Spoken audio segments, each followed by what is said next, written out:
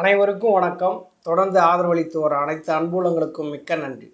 எடப்பாடி பழனிசாமியை தமிழகத்தினுடைய முதல்வர் ஸ்டாலின் அவர்கள் பங்கம் பண்ணிட்டார்.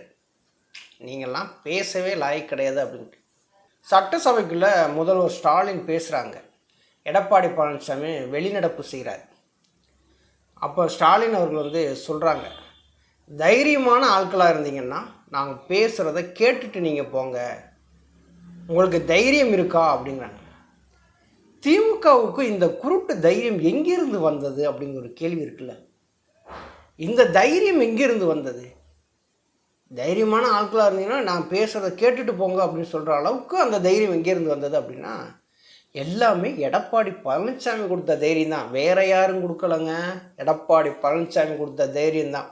அந்த தைரியத்தில் தான் முதல்வர் ஸ்டாலின் அவர்கள் எடப்பாடி பழனிசாமி பார்த்து சொல்கிறாரு, நீங்கள் தைரியமான ஆளாக இருந்தால் நான் பேசுகிறத கேட்டுட்டு போங்க அப்படிங்கார்.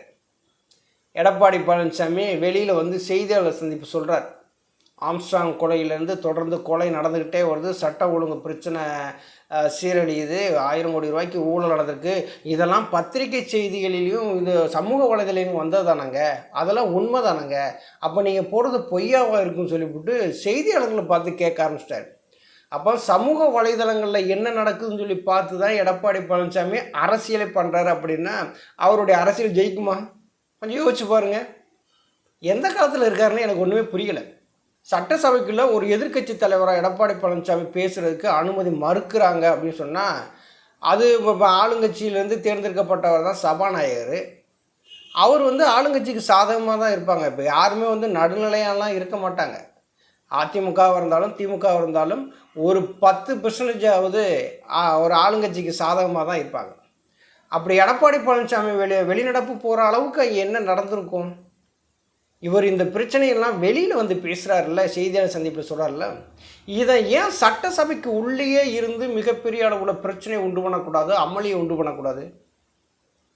ஏற்கனவே அதிமுக ஆட்சி காலத்தில் தான் இதே முதல்வர் ஸ்டாலின் எதிர்க்கட்சி தலைவராக இருக்கும்போது உள்ளே இருந்து எவ்வளவு பிரச்சனை பண்ணி அமளி ஏற்படுத்தி வெளியில் வந்தவொன்னா சட்டையெல்லாம் கிழிச்சிட்டு நடு ரோட்டில் நின்றுருந்தார்ல, அது மாதிரி நீங்கள் செஞ்சுருக்கணும் மிஸ்டர் எடப்பாடி பழனிசாமி. மக்களுக்காக சட்டசபைக்குள்ளே குரல் கொடுத்துருக்கணும். அப்படி குரல் கொடுக்க உங்களுக்கு அனுமதி மறுக்குது அப்படின்னா சட்டசபைக்கு உள்ளே உக்காந்துருக்கணும், போராட்டம் நடத்தணும். நான் மக்கள் அங்கேருந்து அவைக்காவலர்கள் ஒன்று குண்டு கட்டாக தூக்காந்து வெளியில் போடணும். நீங்கள் ஸ்டாலின் அவர்கள் சட்டை கிழிச்ச மாதிரி நீங்களும் ஒரு சட்டை கிழிச்சிட்டு பார்த்தீங்களா நான் மக்களுக்காக நின்றேங்க, இந்த மாதிரி என்னை பண்ணிட்டாங்க, பங்கம் பண்ணிட்டாங்க, இந்த மாதிரி என்னை செய்யன்னு செஞ்சுட்டாங்க, நான் இப்படி ஆயிட்டனே அப்படி சொன்னீங்கன்னா உங்கள் மேலே ஒரு சிம்பத்தி கிரியேட் ஆகும்.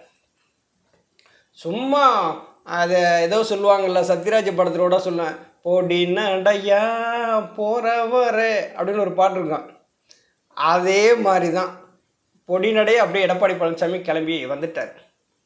ஏன் அந்த ஒரு தைரியம் இருந்தால் நீங்கள் கேட்டுட்டு போங்கன்னு சொல்கிறாங்க இல்லையா, முதல்வர் சொல்கிறார்ல, டக்குன்னு ரிட்டன் அடித்து உக்காந்துருக்கணும். நீங்கள் என்ன பேசுகிறீங்களோ நாங்கள் கேட்குறோம், உட்காருங்கன்னு சொல்லி உட்காந்துருக்கணும். அதில் என்ன சொல்கிறாங்கன்னு சொல்லி கேட்டுட்டு நீங்கள் செய்தியாளர் சந்திப்பு நடத்தியிருந்துருக்கணும். சூப்பராக இருந்திருக்கும்.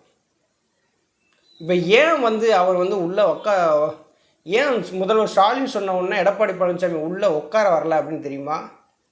இப்போ முதல்வர் ஸ்டாலின் அவர் இந்த அளவுக்கு தைரியம் இருக்கா உங்களுக்கு அப்படின்னு சொல்லி கேட்குறாங்கன்னா இதுக்கு எல்லாம் முதல் காரணம் எடப்பாடி பழனிசாமி தான். ஏதாவது எதிர்த்து பேசிட்டா எடப்பாடி பழனிசாமி மறு நிமிஷம் ஜெயிலுக்குள்ளே போய் தான் இருக்கணும். இப்போ அப்படி தான் எல்லாமே நடந்துக்கிட்டு இருக்கு. இப்போ எடப்பாடி பழனிசாமியுடைய ஆட்சி காலத்தில் என்ன நடந்துச்சு? 11 மருத்துவக் கல்லூரி கட்டினதில் ஊழல் இருக்குன்னாங்க, அதில் முகாந்திரம் இருக்குன்னாங்க. இப்போ இது என்ன ஆச்சு? 4800 கோடி ரூபா டெண்டர் முறையீடு வழக்கு என்ன ஆச்சு? நிலக்கரி ஊழல் வழக்கு என்ன ஆச்சு? நிறைய சொல்லிக்கிட்டே போகலாம். இப்போ தங்கமணி, வேலுமணி, விஜயபாஸ்கர் இவங்க வீட்டுக்கெல்லாம் லஞ்ச ஒழிப்புத்துறையினர் சோதனை நடத்தினாங்களே, அதனுடைய வழக்குகள்லாம் என்ன ஆச்சு? அப்போ இது பூராமே எடப்பாடி பழனிசாமிக்கு பலவீனம். இதில் இந்த வழக்குகள் பூரா இருக்கிறதுனால ஸ்டாலின் அவர்களை பார்த்து எதிர்த்து கேள்வி கேட்க முடியல. நீங்கள் என்ன வேணாலும் என்னை நீங்கள் பேசிட்டு போங்க சாமி, நான் உங்களை ஒன்றும் சொல்ல மாட்டேன், நான் பாட்டில் வெளிநட போயிடுறேன், நான் அரசியல் பண்ணணும் இல்லையா, அதனால் நான் ஒரு செய்தியாளர் சந்திப்பு நடத்தி நாங்கள் இந்த மாதிரியெல்லாம் நாங்கள் அதை சொல்லுவோம் அவ்வளவுதான். இதுதான் எடப்பாடி பழனிசாமியால பண்ண முடியும். ஒரு தைரியமான ஒரு அதிமுக தொண்டனாக இருந்தால் இன்றைக்கி எடப்பாடி பழனிசாமி என்ன பண்ணியிருக்கணும், சட்டசபையில் உட்காந்து போராட்டம் நடத்தி என்னதான் நடக்குதுன்னு சொல்லி பார்ப்போம்னு சொல்லிட்டு அந்தளவுக்கு நடந்துருந்துருக்கணும். ஏன் அவர் செய்ய தவறாருன்னா, இந்த மாதிரி வழக்குகள்லாம் அவர்கிட்ட இருக்குது. இந்த வழக்குகள் நம்ம ஏதாவது கேட்டோம்னா நம்மளை பிடிச்சி உள்ளே போட்டுருவாங்க, நம்மளோட சேர்ந்த சகாக்களையெல்லாம் சேர்ந்து உள்ளே பிடிச்சி போட்டுருவாங்க அப்படிங்கிற ஒரு பயம் எடப்பாடி பழனிசாமிகிட்ட இருக்குது. திமுகவினுடைய அசாத்திய தைரியத்துக்கு ஒரு முக்கியமான காரணம் என்ன அப்படின்னா, எடப்பாடி பழனிசாமி பிளவுபட்ட அதிமுகவுக்கு தலைமையாக இருக்கணும். எடப்பாடி பழனிசாமி எந்த விதத்துலையும் ஐயா ஓபிஎஸ் அவரோட ஒன்று சேர்ந்து ஒருங்கிணைந்த அதிமுகவாக உருவாயிடக்கூடாது. அப்படி ஒரு அதிமுக உருவாச்சு அப்படின்னா நம்ம 2026 மீண்டும் முதலமைச்சராக வர முடியாது அப்படின்னு சொல்லி திமுகவினுடைய எண்ணம். திமுக என்ன நினைக்கிறாங்க, எடப்பாடி பழனிசாமிக்கு என்ன வேணுமோ அதை பூரா செஞ்சு கொடு, என்ன கேட்டாலும் சரி நீ அவங்க செஞ்சு கொடு, தயங்காமல் செஞ்சு கொடுங்க. ஏன் அப்படின்னா இதுதான், பிளவுபட்ட அதிமுகவுக்கு எடப்பாடி பழனிசாமி தலைமையாக இருக்கிற வரைக்கும் தான் நமக்கு லாபம், அதிமுக ஒன்று சேர்ந்தால் நமக்கு லாபம் கிடையாது அப்படின்னு சொல்லி திமுக நினைக்கிறாங்க. திமுக என்ன அஜெண்டா கொடுக்குதோ அதை அப்படியே எடப்பாடி பழனிசாமி நிறைவேற்றார். அதிமுக ஒருங்கிணைக்க கூடாதுன்னு சொல்லி எடப்பாடி பழனிசாமி நினைக்காரு. எந்த விதத்திலும் ஓபிஎஸும் இபிஎஸும் இணைந்து விடக்கூடாதுன்னு சொல்லி திமுகவும் நினைக்குது. அப்போ 2 பேரும் நினைப்பு ஒன்று தான்.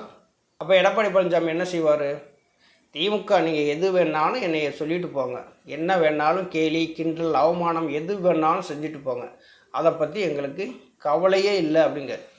இன்றைக்கி முதல்வர் ஸ்டாலின் சட்டசபையில் தைரியம் இருந்ததுன்னா நான் பேசுகிறத கேட்டுவிட்டு போங்க அப்படின்னு சொல்லும்போது ஒவ்வொரு அதிமுகவினுடைய தொண்டர்களுடைய மனநிலை எப்படி இருக்குன்னு சொல்லிவிட்டு எடப்பாடி பழனிசாமியால் புரிய முடியுமா? எடப்பாடி பழனிசாமி ஒரு அதிமுக தொண்டனாக இருந்தால் அவர் என்ன பண்ணியிருந்துருக்கணும்? இன்றைக்கி புரட்சித் தலைவி அம்மா அவர்கள் உயிரோடு இருக்கும்போது எதிர்கட்சியாக இருந்தாலும் ஆளுங்கட்சியாக இருந்தாலும் திமுகவினரே புரட்சித் தலைவி அம்மா அவர்களை பார்த்து கண்டு பயந்த காலங்கள் உண்டு. அதெல்லாம் நம்ம பார்த்துருக்கோம். எதிர்கட்சிக்காரனாக இருந்தாலும் அம்மா அப்படின்னு சொல்லி குனிஞ்சு வணங்கிட்டு போகக்கூடிய காலங்கள் போக இன்றைக்கி எடப்பாடி பழனிசாமி இன்றைக்கி முதல்வர் ஸ்டாலின் அவர்கள் சட்டசபையில் பேசுகிறாங்க, வெளியில் ஏதோ ஒன்று கருத்தை சொல்லிட்டு போகிறார். அன்றாட நிகழ்வுகளை எடப்பாடி பழனிசாமி ஒரு சமூக வலைதளங்கள் மூலமும் ஒரு வாட்ஸ்அப் அரசியல் தான் பண்ணிகிட்ருக்காரு அப்படிங்கிறது இன்றைக்கி அவர் சொன்ன செய்தியாளர் சந்திப்பு மூலம்தான் நம்ம தெரிஞ்சுக்க முடியாது. இப்படியும் ஒருத்தர் இருக்காங்களா அரசியல் பண்ணுறதுக்கு அப்படின்ட்டு ஒவ்வொரு அதிமுக தொண்டனுக்கும் மிகப்பெரிய வருத்தமான செயல் தான். ஸ்டாலின் அவர்கள் இன்றைக்கி தைரியம் இருந்தால் நான் இருந்து கேட்டுட்டு போங்கன்னு சொன்னது ஒவ்வொரு அதிமுக தொண்டன் மனசுலேயும் மிகப்பெரிய வேதனை உண்டு பண்ணியிருக்கு. இப்படி ஒரு தலைமையை கொண்டு அதிமுகன்னு சொல்லிட்டு இருக்காங்களே, படுகேவலமாக இருக்கே, எடப்பாடி பழனிசாமி தலைமையா நாளைக்கு திமுகவுக்கே வித்துட்டு போயிடுவார் அப்படிங்கிற எண்ணத்தில் புலம்பிகிட்டு இருக்காங்க அதிமுகவுடைய தொண்டர்கள். நன்றி, வணக்கம்.